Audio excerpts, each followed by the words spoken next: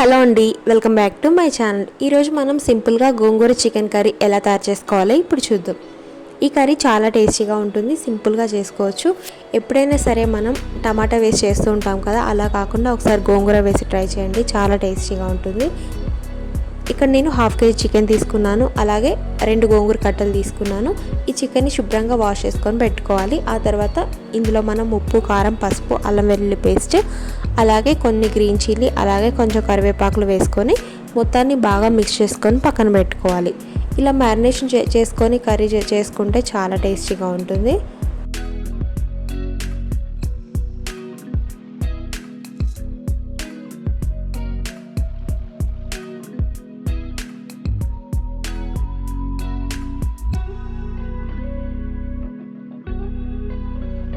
ఆ తర్వాత స్టవ్ వెలిగించుకొని బాండీ పెట్టుకోవాలి. ఇందులో మనం శుభ్రంగా కడిగి పెట్టుకున్న గోంగూరని వేసుకొని అలాగే కొంచెం వాటర్ పోసుకొని మూత పెట్టి ఉడికించుకోవాలి.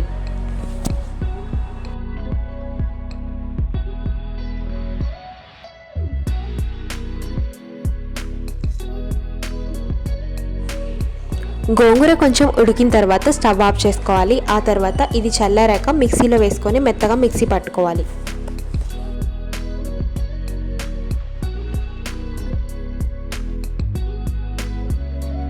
ఆ తర్వాత స్టవ్ వెలిగించుకొని బాండీ పెట్టుకోవాలి. ఇందులో కొంచెం ఆయిల్ వేసుకోవాలి.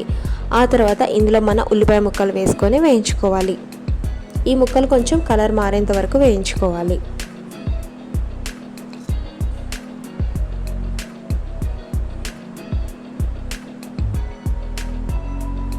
ఆ తర్వాత ఇందులో మనం ఇందాక మ్యారినేట్ చేసి పెట్టుకున్న చికెన్ కూడా వేసుకొని మొత్తాన్ని బాగా వేయించుకోవాలి.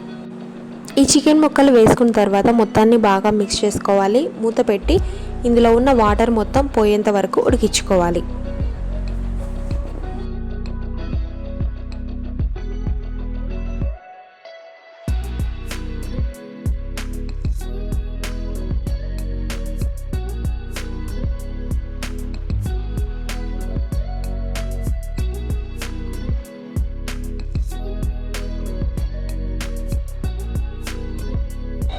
చికెన్ కొంచెం ఉడికిన తర్వాత ఇందులో మనం మిక్సీ చేసి పెట్టుకున్న గోంగూర పేస్ట్ని వేసుకోవాలి. ఆ తర్వాత ఇది మొత్తాన్ని బాగా మిక్స్ చేసుకోవాలి. ఇందులో మనం సరిపడంత గ్రేవీకి సరిపడంత వాటర్ పోసుకొని మూత పెట్టి ఒక 3-4 మినిట్స్ పాటు ఉడికించుకోవాలి.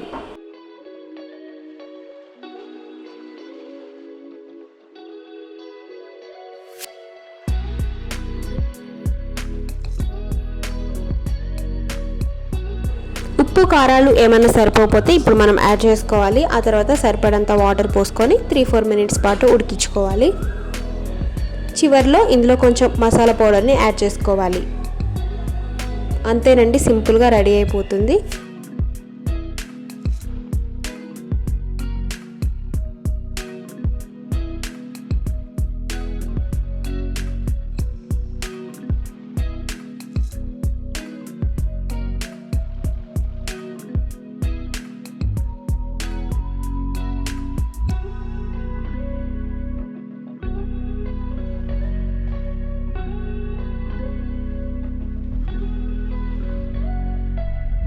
అంతేనండి, చూసారు కదా, సింపుల్ రెసిపీ, చాలా టేస్టీగా ఉంటుంది, సింపుల్గా చేసుకోవచ్చు. ఈ వీడియో మీకు నచ్చినట్లయితే లైక్, షేర్, కామెంట్, సబ్స్క్రైబ్ చేసుకోండి. Please subscribe my channel.